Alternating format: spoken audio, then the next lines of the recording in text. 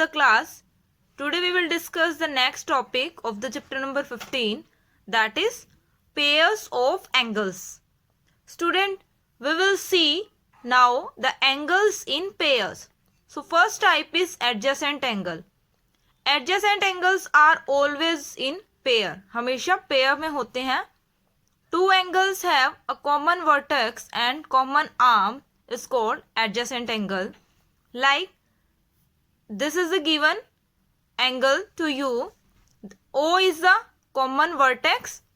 Ray A, ray O and ray B are showing here. One angle is forming by AOB. Angle AOB. We will write this symbol we will use for angle. So angle AOB. The next angle is angle BOC, that is BOC. Okay students, and in angle AOB and BOC, OB is the common arm. OB is the common arm. So angle AOB and BOC are adjacent angles. Okay students, so adjacent angle आपके वो होते हैं student जो साथ साथ touch में दो angle बना रहे हो. अब ये आपका कंप्लीट एंगल है AOC और इसको एक OB रे जो है स्प्लिट कर रही है. अब आपके जो ये दो एंगल बने हैं वो इस लाइन के साथ कॉमन है, इधर भी और इधर भी, तो ये आपके एडजेसेंट एंगल होंगे. The next type is vertically opposite angle. So see that vertically opposite angles, the angles opposite to each other when two lines crosses. Okay, ये आपकी टू लाइंस क्रॉस कर रही है at the point O. Student, AB and DC are crossing intersecting at point O. और जो vertically opposite angle होते हैं वो अपोजिट होते हैं. अब एक एंगल आपका यहाँ क्रिएट हो रहा है, एक एंगल आपका यहाँ क्रिएट हो रहा है, एक यहाँ और एक यहाँ. There are 4 angles showing to you. And vertically opposite angle होते हैं जो एक दूसरे के अपोजिट हो.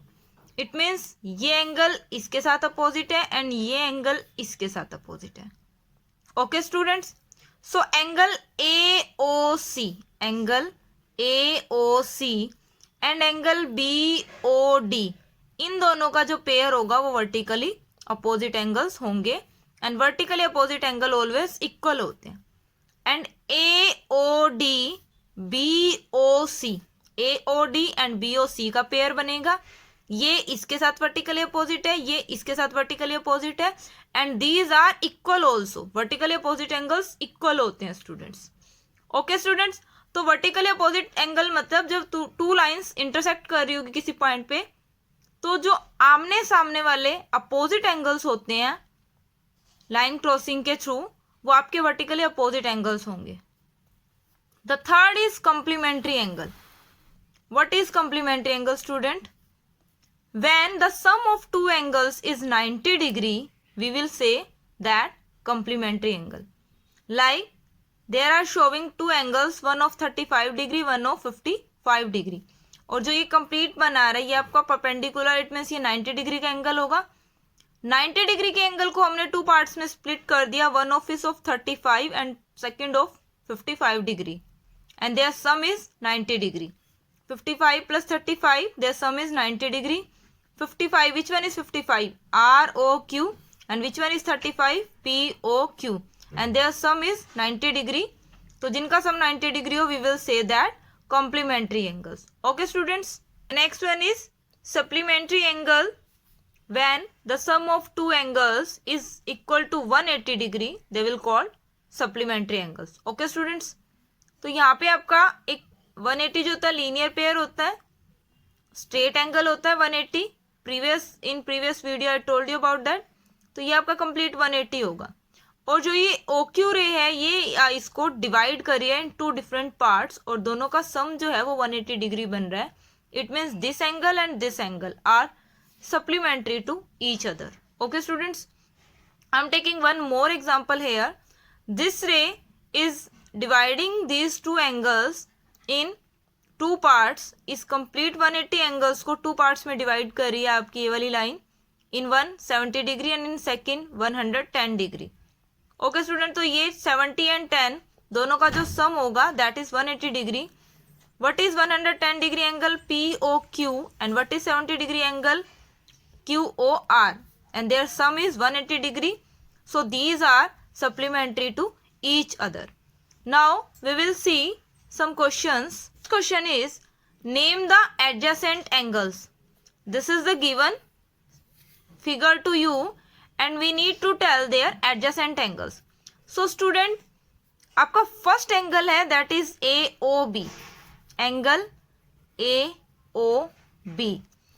AOB के साथ एडजेसेंट एंगल कौन सा होगा स्टूडेंट? दैट इज BOC, क्योंकि AOB के जस्ट टच में आपका BOC है, तो angle BOC, these two angles will be adjacent to each other.